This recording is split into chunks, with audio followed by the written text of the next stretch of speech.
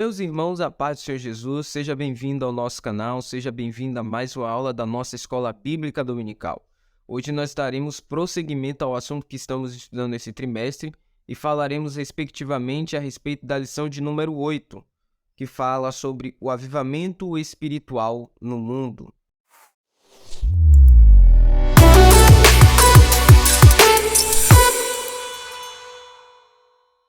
O nosso texto áureo da lição nos diz: E mediu mais 1000, e era um ribeiro que não podia atravessar, porque as águas eram profundas, águas que se deviam passar a nado, ribeiro pelo qual não se podia passar. O texto está em Ezequiel 47, verso de número 5. A verdade prática nos diz: somente por intermédio do Espírito Santo o mundo pode experimentar o verdadeiro avivamento espiritual. A nossa leitura bíblica em classe está no livro de Ezequiel 37, versículo de número 7 ao 10, e o capítulo 47, versículos de 1 a 5 e o versículo 9. Então, profetizei como se me deu ordem, e houve um ruído, enquanto eu profetizava, e eis que se fez um rebuliço, e os ossos se juntaram, cada osso ao seu osso. E olhei, e eis que vieram nervos sobre eles, e cresceu a carne, e estendeu-se a pele sobre eles por cima, mas não havia neles espírito. E ele me disse: profetiza ao Espírito, profetiza, ó filho do homem, e dize ao Espírito: assim diz o Senhor Jeová, vem dos quatro ventos, ó Espírito, e assopra sobre estes mortos, para que vivam. E profetizei como ele me deu ordem. Então, o Espírito entrou neles, e viverão e se puseram em pé, um exército grande em extremo.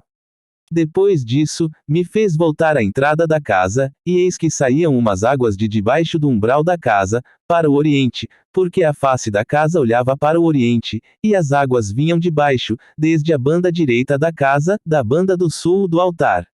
E ele me tirou pelo caminho da porta do norte e me fez dar uma volta pelo caminho de fora, até a porta exterior, pelo caminho que olha para o oriente, e eis que corriam umas águas desde a banda direita. Saiu aquele homem para o oriente, tendo na mão um cordel de medir, e mediu 1000 côvados e me fez passar pelas águas, águas que me davam pelos tornozelos. E mediu mais 1000 e me fez passar pelas águas, águas que me davam pelos joelhos, e mediu mais 1000 e me fez passar pelas águas, águas que me davam pelos lombos. E mediu mais 1000 e era um ribeiro, que eu não podia atravessar porque as águas eram profundas, águas que se deviam passar a nado, ribeiro pelo qual não se podia passar. E será que toda criatura vivente que vier por onde quer que entrarem esses dois ribeiros viverá, e haverá muitíssimo peixe, porque lá chegarão essas águas e sararam, e viverá tudo por onde quer que entrar esse ribeiro. Dentro dessa lição, nós abordaremos em 3 pontos. Primeiro, falaremos sobre o avivamento no tempo de Ezequiel. Depois, nós vamos falar sobre os grandes avivamentos no mundo. E no terceiro ponto, vamos falar sobre os avivamentos mudam a história. Bom, essa vai ser a exposição da nossa lição. Lembrando a você que não é um comentário exaustivo, é um comentário mais panorâmico sobre o assunto geral, porque esse assunto de forma mais exaustiva, sendo analisada ponto a ponto, você terá na sua escola bíblica dominical. Se você não frequenta, frequente uma igreja Assembleia de Deus mais próxima da sua casa, todos os domingos, às 9 horas da manhã, e você terá esse conteúdo sendo explanado pelos professores capacitados por Deus para lhe apresentar a palavra de Deus com a excelência, tá bom? Esse é o convite. Todos os domingos, às 9 horas da manhã, procure a igreja Assembleia de Deus e você estará estudando esta maravilhosa lição e adquirindo graça e conhecimento sobre a sua vida.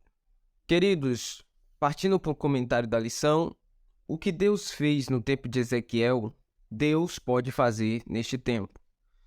É notório que a igreja, nesse período, precisa de um grande avivamento. Nos últimos dias, nós vimos que aconteceu um mover do Espírito de Deus em Augsburg, no centro universitário em Augsburg, Estados Unidos, aonde houve ali um culto ininterrupto, né, de mais de 100 horas. As pessoas estando no culto, orando, buscando a presença de Deus, se enchendo da presença de Deus, e esse culto não encerrou, ele continuou se prolongando dias e dias e dias e dias. Isso virou uma notícia muito grande no meio evangélico, aonde houve muitas felicidades da parte dos irmãos que anseiam por um avivamento, a comentarem sobre esse fato lá em Aylesbury, né?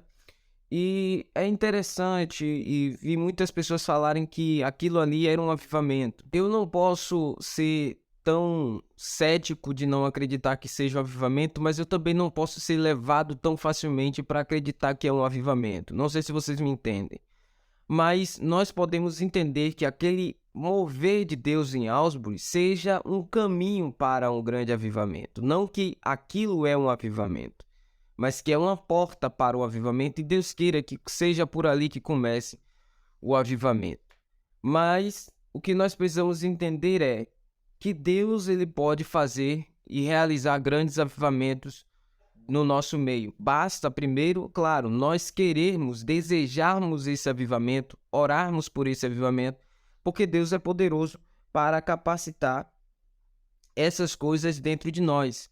Nós podemos ver que Deus operou milagres no século XVIII, operou milagres no século XIX, operou milagres no século XX. Cremos aí dos avivamentos pentecostais, né? Nós acreditamos nos avivamentos metodistas, que foi promovido por Wesley, Whitefield e entre outros, Edwards e outros avivalistas, né? A chegada do avivamento pentecostal no Brasil, trazido pelos 2 missionários suecos que desembarcaram no Brasil, e com eles trouxeram a chama do avivamento e abriram igreja, fundaram igrejas, ganharam almas para o reino de Deus e trouxe para o Brasil uma teologia pentecostal. Então nós cremos que os avivamentos eles são presentes, são por parte de Deus para esse povo, e cremos também que Deus trará um grande avivamento para a sua igreja nos dias que antecedem a volta de Cristo.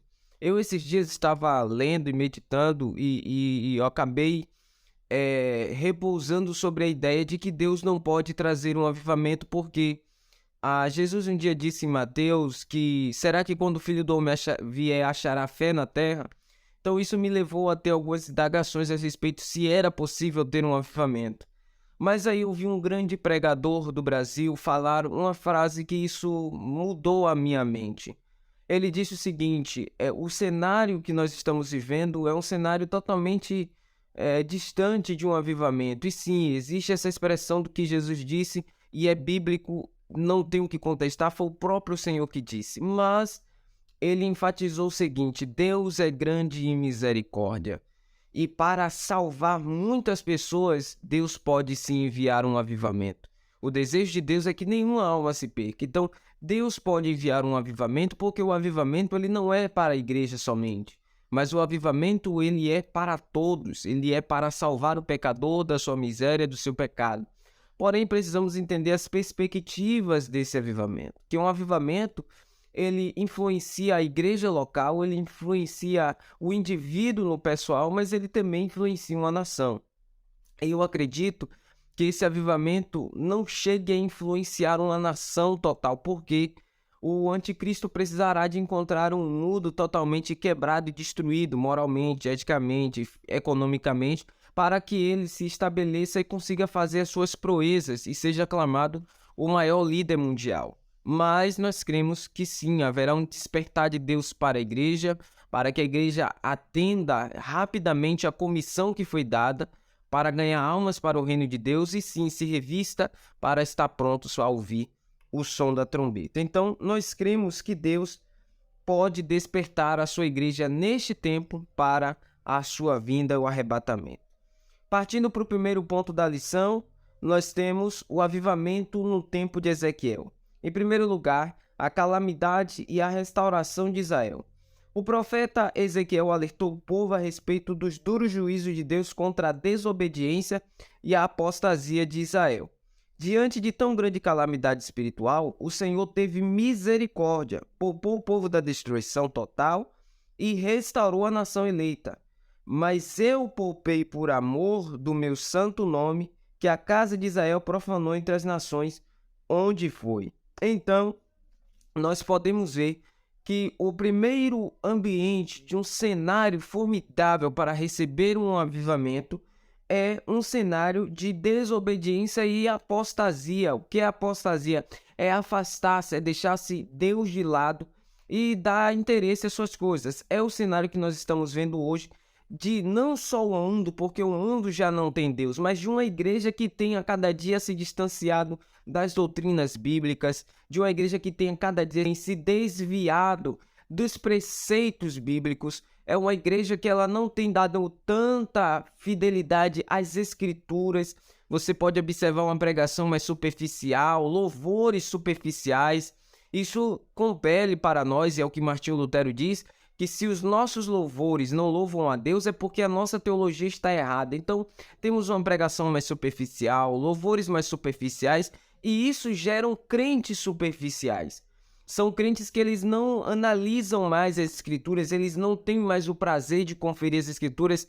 Nós estamos numa época que nós precisamos dos crentes bereanos que analisam enquanto o pregador prega o texto, se aquilo que está sendo dito ao texto é fiel ao texto, não aceitar qualquer tipo de mensagem, por mais que ela venha acompanhada, entre aspas, de unção, porque a maioria é movimento e não unção. Não há quebrantamento do povo, há um distanciamento onde nós vemos crescer muito mais o número de falsos mestres, de falsos ensinadores, falsos pregadores, falsos profetas a rodo na internet, fazendo live, pedindo dinheiro, revelando CPF, revelando conta de banco, mas não trazem uma mensagem eficiente ao coração do pecador, dizendo que ele precisa se arrepender, que ele precisa mudar. Então, o cenário de Israel era um cenário de desobediência e apostasia, um desvio total da presença do Senhor. E o Senhor, ele restaurou Israel e teve misericórdia porque Deus amou o seu povo. Então, por amor, Deus restaurou Israel. Por amor, o Senhor não permitiu que Israel fosse totalmente destruída. E aqui eu digo e enfatizo, uma das razões para a igreja, e principalmente a igreja brasileira, não ser destruída, primeiro, porque existem os fiéis remanescentes que não se dobram diante as mudanças que nós estamos vendo, mas também porque Deus ama essa igreja. Porque se Deus não amasse essa igreja seria já destruída. Essa igreja já teria sido exterminada da face da terra, porque o ambiente que nós temos é este ambiente, um ambiente de desvio espiritual, uma calamidade espiritual, uma frieza, falta de fervor, falta de fé, falta de amor, falta de graça na vida dos irmãos, falta de arrependimento, falta de mudança, de transformação e falta de muitas outras coisas. Mas Deus, por amor, não permitiu que Israel fosse destruída, e mesmo Israel tendo profanado seu templo. Então, cremos sim que Deus é misericordioso e o avivamento, quando ele é gerado ao povo, isso é uma resposta de Deus referente ao avivamento e é prova do seu grande amor para que nenhum do seu povo se perca. Segundo, um vale de ossos secos. O profeta Ezequiel recebeu uma visão a respeito do vale de ossos secos. Essa visão era uma representação do estado espiritual do povo de Israel. Para esse povo, Deus ordenou Ezequiel profetizar sobre os ossos secos. Havia uma promessa ali de um grande avivamento nacional. Depois de profetizar, Ezequiel contemplou uma visão de um milagre. E profetizei como ele me deu ordem. Então o Espírito entrou neles e viveram e se puseram em pé, um exército grande e extremo. Era a chegada de um grandioso avivamento espiritual sobre a nação de Israel. Aqui nós precisamos dar uma pausa porque dentro desse texto, muitos pregadores fazem um momento enorme, um espetáculo em cima desse texto. E esse texto ele tem sim uma conotação profética, mas ele não confere a nós. Ele tem uma conotação profética que refere ao povo de Israel. Então, pegar esse texto e falar desse texto e dizer que profetize na tua casa, porque o vale de ossos secos vai se colocar de pé, profetize no teu trabalho, profetize na tua vida, a tua vida está um vale, profetiza e faz aquele espetáculo todo. E na verdade, esse texto não tem essa conotação. Ele não é para essa aplicação. O vale de ossos secos representa Israel, um povo que estava morto, estava distanciado da presença de Deus. O vale estava morto, ossos sequíssimos, não havia esperança para Israel. Mas o Espírito de Deus fala, ou o próprio Deus fala a Ezequiel e diz: profetiza este vale, fala este vale, ordena que venha o espírito dos 4 ventos sobre esse vale. E aí Ezequiel profetiza como deu ordem. O avivamento acontece quando o espírito sopra dentro do vale. E há um reboliço muito grande, porque começam a vir nervo, pele, carne, e aquele exército se coloca de pé. Isso é uma conotação profética. Depois da destruição do templo em Israel, no ano 70 depois de Cristo, feito pelo general Tito, um general romano, Israel foi dispersa no mundo. Israel não mais era uma nação. Os judeus foram muito perseguidos. Primeira e Segunda Guerra Mundial, Hitler fez o holocausto dos judeus. Mais de 6 milhões de judeus mortos. Israel estava como um povo despatriado. É um exército. O exército é representatividade de uma força militar de um país. Então, esse exército estava morto, um vale de ossos secos. Em 1945, Israel é reconhecida como uma nação pela ONU, Organização das Nações Unidas. Ela é reconhecida como nação. É aí que o exército se coloca de pé. Ao avivamento, o exército se coloca de pé. Só que ainda restava e faltava neles o Espírito. E esse Espírito só vai passar a residir dentro de Israel quando Israel reconhecer que Cristo é o Messias, é quando ele virá com a igreja na batalha final, e aí ele dará o livramento a Israel. É nesse momento que o Espírito entrará dentro do exército. O exército está de pé, é um grande exército, uma grande nação, mas eles ainda não têm o Espírito. Então, esta mensagem não fala sobre a mudança da nossa casa, da nossa vida, mas fala de a chegada de um grande avivamento espiritual sobre Israel, né? Então, essa é a profecia para Israel, vale de osso seco. Então, esqueça esses tipos de mensagem que fazem um movimento muito grande sobre isso aqui, mas essa mensagem, essa profecia, a aplicação é total para Israel. Terceiro, o rio de águas purificadoras. No capítulo 47, o profeta Ezequiel viu um homem que possuía um cordel de medir nas mãos, com a qual mediu a distância de 1000 côvados, ou 450 metros, e fez o profeta passar pelas águas que chegavam em seus tornozelos. Isso é Ezequiel 47:3. A cada etapa de 1000 côvados, ou 450 metros, o profeta Ezequiel andava nas águas pelo rio de joelhos, pelos lombos e, por fim, a nado. Ele já se sentia mais distante do solo. Era um rio que causava muita produção na agricultura, piscicultura e daria vida em tudo onde passasse. Era o grande avivamento que Israel deveria experimentar pela misericórdia de Deus. Então, é outro texto, né, que há ali uma interpretação errada, que esse texto fala sobre Israel, né? Fala sobre um período de prosperidades que Israel vai passar. Fala de um avivamento, de um mover de Deus sobre Israel. As águas purificadoras que o homem, na sua visão, com o cordel de medir, fez Ezequiel passar. E a cada vez que ele passava, as águas se tornavam cada vez mais profundas. Isso fala do nível de avivamento que Israel vai passar. Será um avivamento profundo. Será um avivamento que os homens ou os filhos de Israel terão que nadar na presença. Eles terão que mergulhar profundamente. Esses são estágios de que Israel vai passar por esta fase de um grande avivamento. E esse avivamento virá para Israel pela grande misericórdia de Deus. Porque Deus tem um pacto estabelecido com Abraão, com Isaac e com Jacó. É por isso que Deus continua amando o povo que ele estabeleceu, porque Deus fez um pacto e Deus não é o homem para quebrar pactos, não é o homem para mentir, nem tampouco para se arrepender. Então, ele, por misericórdia, ajudará a nação de Israel e, por misericórdia, enviará esse grande avivamento para eles. Segundo ponto, os grandes avivamentos no mundo. Primeiro, na Europa, houve períodos em que o continente europeu estava em situação idêntica à do povo de Israel, no contexto das profecias de Ezequiel 37 e 47. Pela misericórdia divina, não tardou Deus usar pessoas cheias do Espírito Santo para clamarem e perseverarem por um avivamento espiritual. O Senhor queria avivar o velho continente.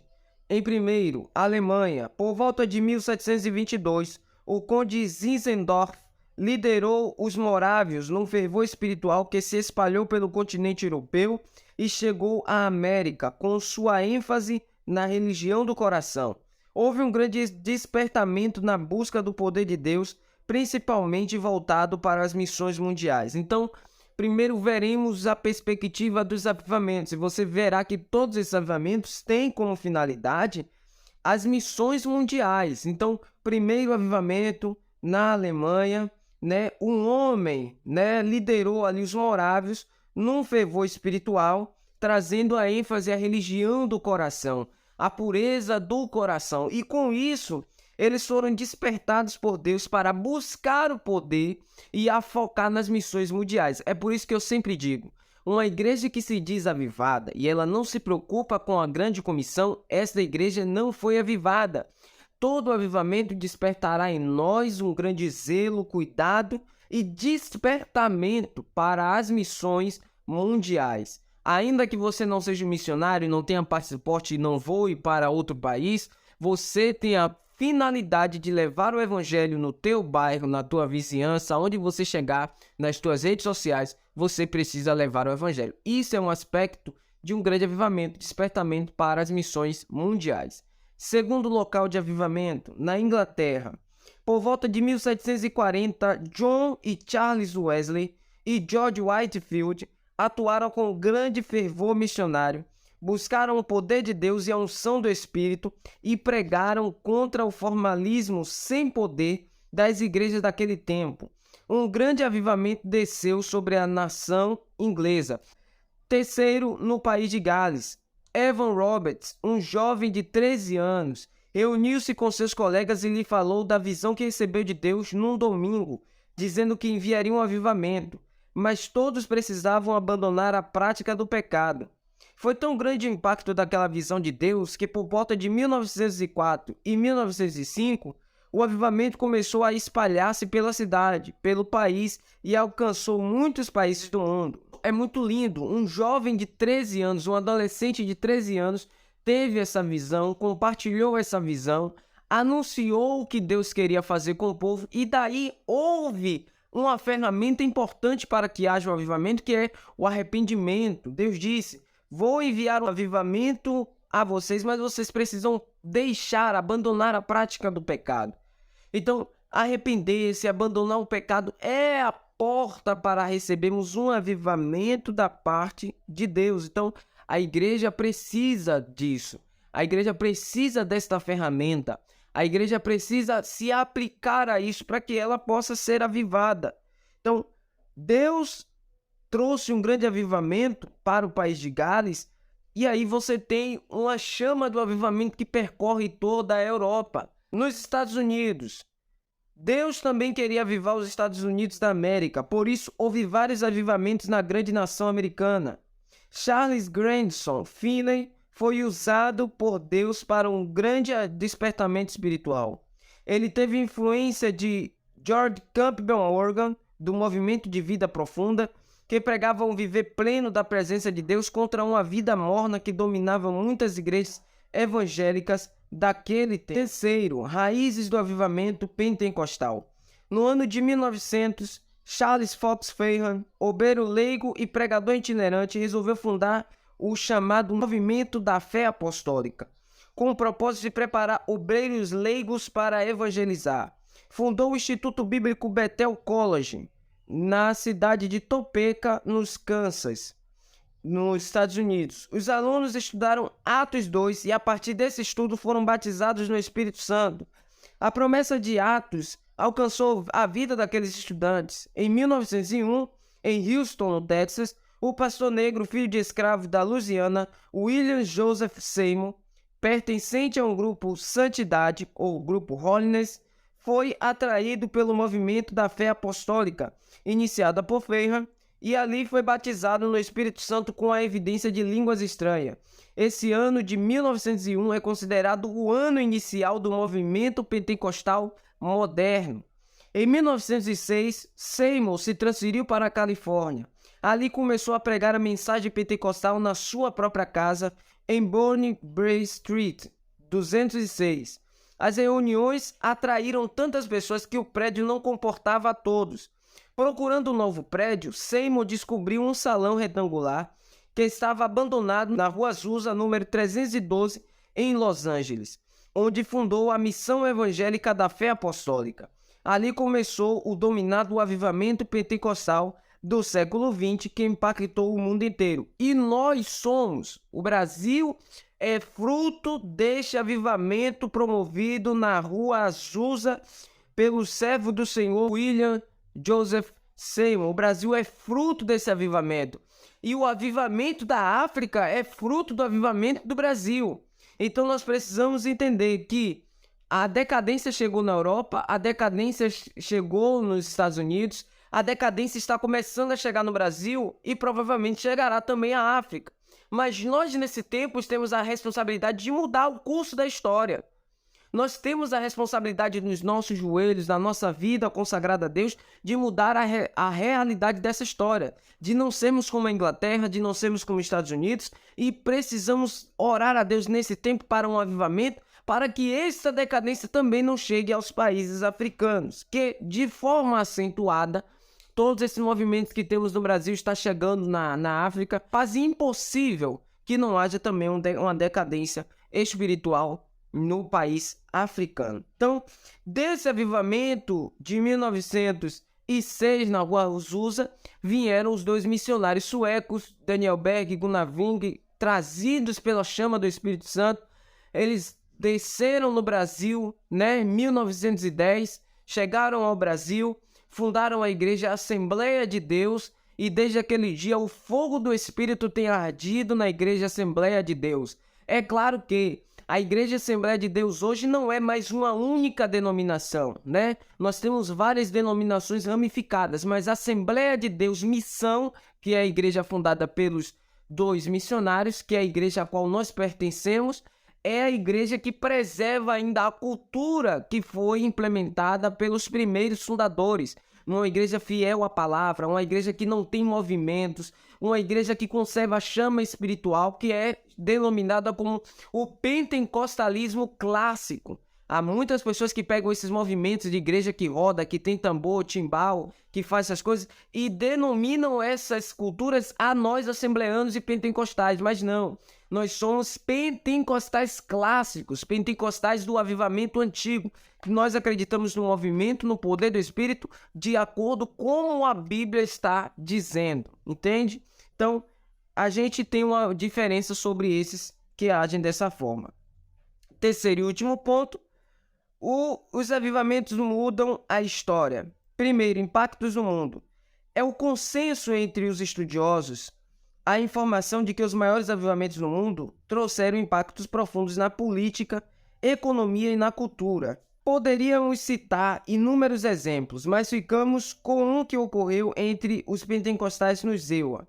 No contexto da tragédia do racismo naquela nação, mesmo entre igrejas históricas, foi possível contemplar vítimas de séculos de conflitos raciais, cultuando ao Senhor, falando em línguas estranhas e se alegrando no Espírito.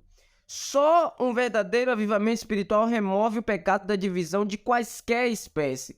Então, precisamos entender que dentro desse contexto, as igrejas americanas ainda tinham as questões das divisões raciais da igreja. E nós precisamos entender que o Evangelho de Cristo não é limitado à raça, povos, línguas e nações. Tantos quantos quiserem ter acesso à graça salvadora, seja ele índio, seja ele chinês, seja ele coreano, seja ele do Oriente Médio, seja ele americano, seja ele inglês, seja brasileiro, seja ameríndio, seja qualquer tipo de povo, de língua, nação, cultura, de cor, raça, tribo, eles serão bem-vindos no Evangelho. Então, o avivamento, ele remove esse pecado da divisão racial ou qualquer outro tipo de divisão, seja judeu, seja gentil, seja de qualquer país. O Evangelho não tem limite, não tem fronteiras, ele não tem divisão racial. O Evangelho alcança todos os homens, o Evangelho alcança todos os povos, de todas as línguas, de todas as culturas.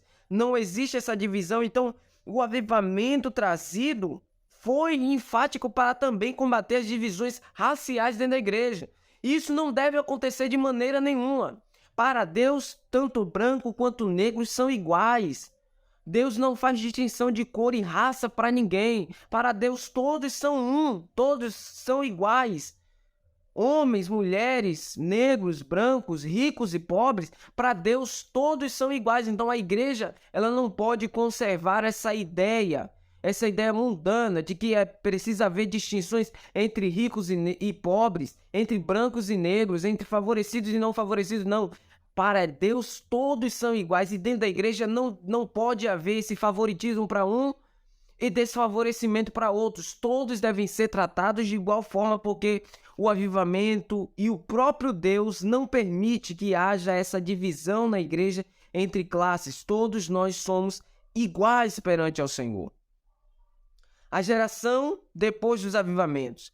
Também é consenso que em várias partes do mundo os avivamentos provocaram mudança nas igrejas, mas infelizmente não penduraram. Em muitos lugares a chama se apagou, os instrumentos de Deus que incendiaram as nações passaram, e seus sucessores não tiveram o mesmo ímpeto de manter o fogo aceso. Ora, o Deus de John Wesley, Charles Finney e William Seymour é o mesmo. Ele não mudou. Mais do que nunca, precisamos sentir a mesma necessidade que esses homens de Deus sentiram em seus tempos, para buscar um verdadeiro avivamento espiritual nas igrejas da atualidade. O Espírito Santo deseja avivar o seu povo. Deus quer operar grandes maravilhas, mas nós precisamos desejar isso. Como foi dito, os grandes avivamentos que perpassaram a história se acabaram, não existem mais. O cenário que temos é nações afundadas em paganismo, nações afundadas em misticismo, nações afundadas em superstição, já não creem mais no Deus, igrejas já estão vazias, o povo não quer mais ir congregar, estão vivendo a sua vida, estão vivendo os seus planos, sem perceber que estão cada dia mais se distanciando de Deus. E, claro, o distanciamento eterno é possível. O homem não vai ser salvo. O homem não vai ser salvo se ele viver distante de Deus. Se ele morrer distanciado de Deus, sim, ele irá para o inferno. E todas as grandes pregações de avivamento foram com esta ênfase de que o homem não pode se salvar sozinho, ele precisa de Cristo. Então, uma das grandes faltas deste tempo para que o avivamento não seja provocado é que faltam homens compromissados com a palavra, que preguem ao pecador e preguem também para a igreja, que todos devem se arrepender, confessar os seus pecados e crer em Jesus Cristo para que eles possam ter vida. Precisamos de homens que tenham desejo de manter essa chama acesa na igreja. Não é movimentos que trazem avivamentos. Não é movimentos da igreja, rodar, pular, cortar laço que traz avivamento para a igreja. O que traz avivamento para a igreja é o retorno à palavra. O Senhor diz, Jeremias, não é a minha palavra como fogo. Se quiser fogo, que não seja o fogo da palavra, não haverá fogo. O avivamento traz de volta a palavra de Deus. Nós precisamos de um avivamento dos 5 solas da reforma. Somente a Escritura, nada além da Escritura. Precisamos de um evangelho que pregue somente Cristo. Esqueça copo com água, vassoura ungida, tapete, sal grosso, esqueça essas coisas. Isso não traz avivamento. Isso são modismos para atrair gente, para ganhar dinheiro do povo. O avivamento traz a fidelidade nas Escrituras, uma pregação centrada em Cristo na cruz, no arrependimento. Somente a graça, ninguém pode se salvar sozinho. A graça é a única coisa que salva os homens. Somente a cruz de Cristo. Somente a fé, o homem será salvo se ele crê em Jesus Cristo. Sem fé é impossível agradar a Deus, e o justo viverá pela fé. Somente a Deus glória. Somente a Ele glória, porque é Ele que faz tudo em todos. Precisamos de um avivamento que traga a reforma, traga os 5 solas da reforma. Sem isso não haverá avivamento. Que Deus tenha misericórdia de nós. Que Deus tenha misericórdia do Brasil e de seu povo. E que esse movimento que está tendo em Aylesbury, a igreja no Brasil tenha esse desejo. Porque se não haver um avivamento, é nítido e claro que quando Jesus voltar, poucos subirão ao seu encontro. Que Deus venha ter misericórdia da sua igreja. E que você, que me ouve, que assiste essa aula, possa também se comprometer, botar o seu joelho no chão e clamar a Deus por um avivamento e fazer a sua parte. Porque todo avivamento para acontecer precisou de um homem de fé e de uma mulher de fé. Eu espero você na nossa próxima aula. Deus te abençoe em nome de Jesus.